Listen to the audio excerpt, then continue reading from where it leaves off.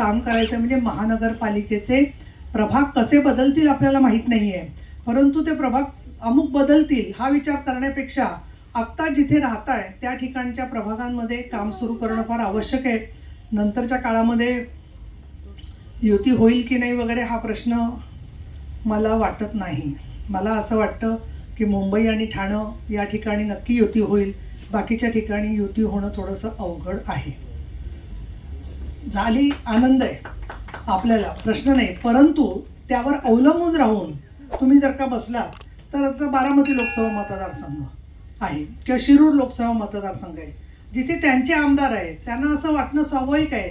त्यातून समजा असं झालं की शिंदेसाहेब, फडणवीस साहेब आणि अजितदादांचं मिळून ठरलं, जसं DPCमध्ये ठरलेलं आहे की 30% एकाच्याकडे आणि 20% एकाकडे, किंवा अजून काही मित्रपक्ष यांच्याबद्दलची जशी काही ठरेल तसं काही ठरलं तर आपल्याला आनंद आहे.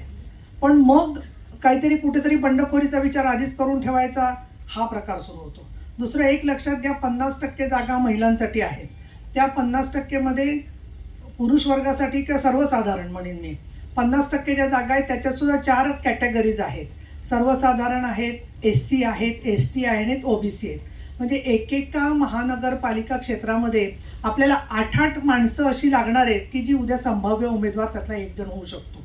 आणि त्या संभाव्य उमेदवाराला जर का तुम्ही आताच निराश करून टाकलं काही कारणामुळे, किंवा तो माणूस काम करेनासा झाला, तर उद्या समजा ते आरक्षण लागलं तर आपल्याला केवळ उमेदवार नाही म्हणून नामुष्की होईल आणि जागा क्लिअर कट दुसरीकडे जातील. हे लक्षात घेऊन पर्यायी उमेदवार जास्तीत जास्त आपल्याकडे उभे केले पाहिजेत की जे उत्साहाने येतील. आज शिंदे साहेबांकडे बघून OBC आघाडी एक किस्वे म्हणून आपले मान्यवर आहेत त्यांनी सुरू केलेली आहे.